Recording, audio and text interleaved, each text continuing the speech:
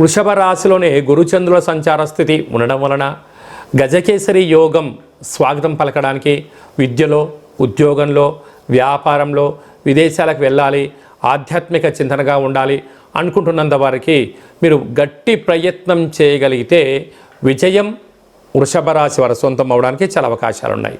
అలాగే తృతీయంలో కుజుడు సంచారం చేయడం వలన తల్లిదండ్రుల మాట, గురువుల మాట, అన్నదమ్ములతో, అక్కా చెల్లెలతో వీలైనంత వరకు ప్రేమపూర్వకంగా ఉండే ప్రయత్నం చేయండి. అలాగనే రాగద్వేషాలకు దూరంగా ఉండగలిగినట్లయితే స్థిరాస్తులు, చరాస్తులు మీ సొంతమైతే అని చెప్పి గమనించాలి.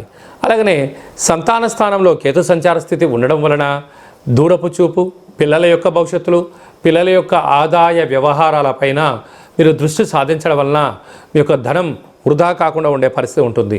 సప్తమంలో బుధాదిత్య రాజయోగం, రవి బుధుడు కలిసి ఉండడం వలన ప్రభుత్వ ఉద్యోగ ప్రయత్నం చేసే